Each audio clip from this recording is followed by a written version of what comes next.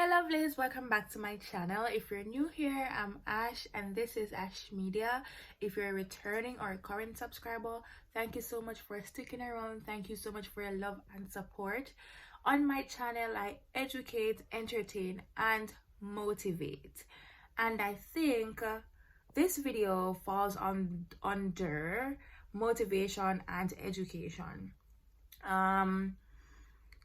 My last upload was about my journey to Parliament, and from participating in Youth Parliament, I got a CVM interview talking about my journey to Parliament, what it is like being in Parliament and presenting my policy prescription and so on. Just my overall experience.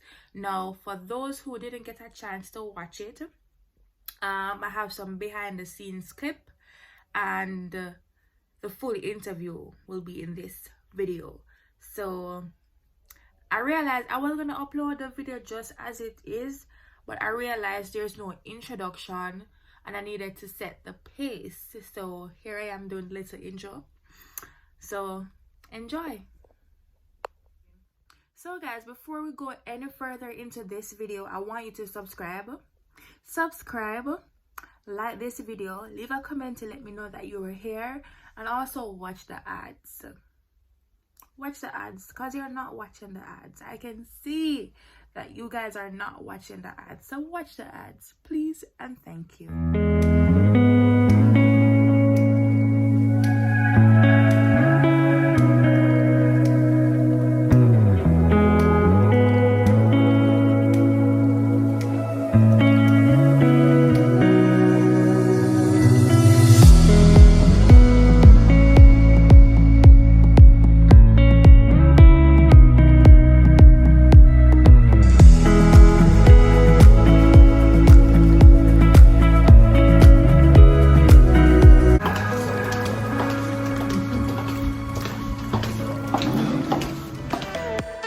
Thanks for staying with Sunrise. Youths from across Jamaica presented prescription policies around spiraling social issues such as domestic abuse, crime, and the impact of COVID-19 on the education of marginalized youth under the theme Evolve.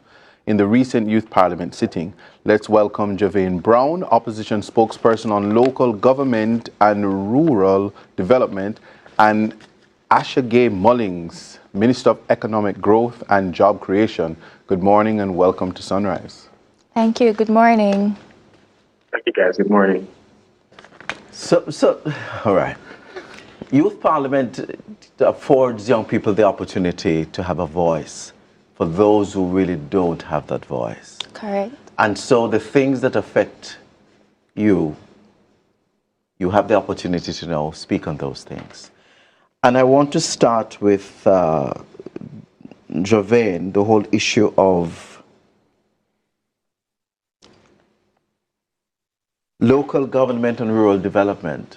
I mean, there are so many issues that arise under that one portfolio. What are some of the things that you brought to the Parliament in terms of the issues that are affecting the young people? And do you think that the powers that be hear what you've presented? All right. So for myself, I'm actually from a rural community myself. So yes, I've gotten the opportunity to see firsthand what it is like with rural development and the issues that we face. For myself, I'm a registered rather farmer as well. So I've seen the issues farmers face, especially in the development of agriculture. What I spoke on was vertical farming and the need for investment in marijuana tourism. Not sure if many are familiar with vertical farming. It's farming in a building, per se, using layers to go up and to use the advantage of the space, as opposed to horizontal farming, which encompasses a quite more land space. And also I spoke about marijuana tourism. I don't think much of us need introduction to that.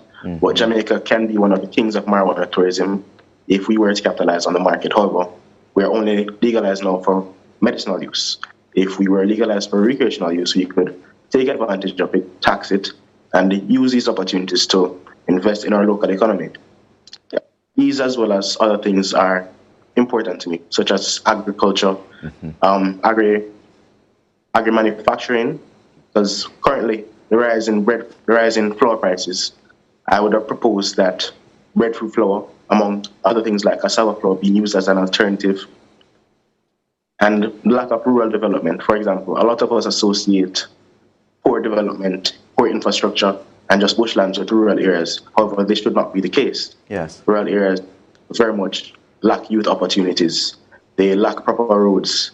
They don't have proper clinics.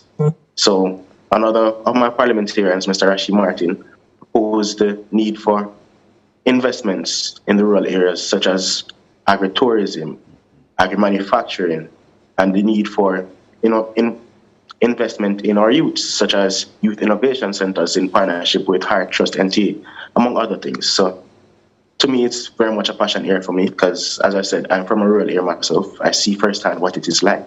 Right. But The question though, Javane, is from your perspective, having the experience, getting the opportunity to have presented your arguments and your vision, do you think from this experience that you were heard?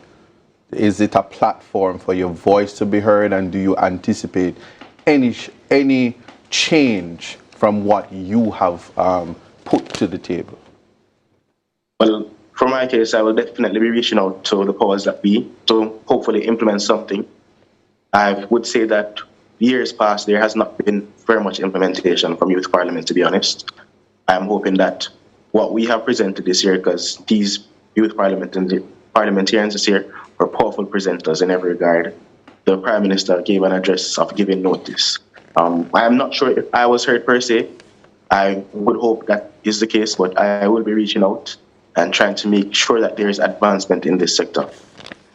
Thank you so much, Miss Mullins, best dressed parliamentarian in the Observer. Your voice was heard. We heard you. We know that the education system popped down, Yes. and you presented an exceptional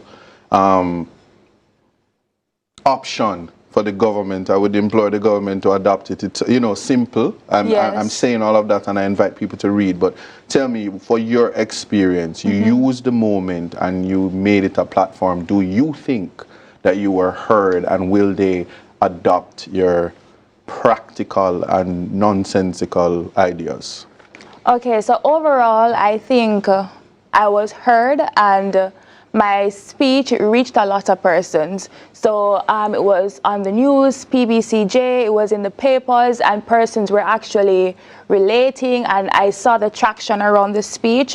However, in terms of implementation, the Youth Council, the Youth Advisory Council, they have signed off on all of our policy prescriptions, and they will be sending over those prescriptions to the Ministry of Education. So hopefully, fingers crossed, they will actually take some of our prescriptions and roll them out and implement them, because our Jamaican children, they're really suffering. And as I said, it really, really pained my heart. I'm going to put you in the hot seat here because Javane spoke about the whole issue of marijuana and actually developing that industry more than just being medicinal. At the end of the day, how does that complement economic growth and job creation? I mean, because that's your area of interest. Some partnerships can be created there. Okay, so I believe that specifically marijuana, we have the land for marijuana, for farming. We have people who are already interested in this area.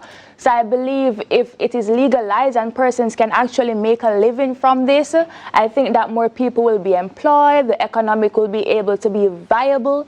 And I believe that there's so much avenue and resources. It's just that the legalization and the bill should be passed so that persons can be involved and carry out this on their own, because most persons will not need to go to an agency to get this registered or get the resources they need. It is at their fingertips. So I believe that if it's just the government to pass the bill to say you can actually impart in this, and I think it will make a big, big difference. The very, very good response. The Youth Parliament has been around as far back as 2003 with a vision that as a youth, you're sitting here now, the vision is to one day see you as one of those 63 persons actually in that role. Yes. Adrian raised the point about, you know, working together with ministries so there's no disconnect. And the idea is, as parliamentarians in the future, you will have real solutions that connect. So, you know, there's no confusion. Yeah. What do you think about the prospects of this platform allowing you to transition to the next level? All right, so that's a great question. I believe in terms of understanding Parliament, that's the first thing that we were taught. So understanding the procedural rules and what it feels like to be in Parliament, and also sitting down, looking at the issues, and then finding ways to come back to these issues. So I think that it actually gives you like an eye inside a perspective of what it really feels like and what you can do and implement in the future. So I think it's a great platform in terms of holistic development, because like prior to the sitting, there's training in public speaking, writing policy papers and stuff like that. So it's a great experience. I mean, it's a rigorous process in preparing, but it is definitely worth it.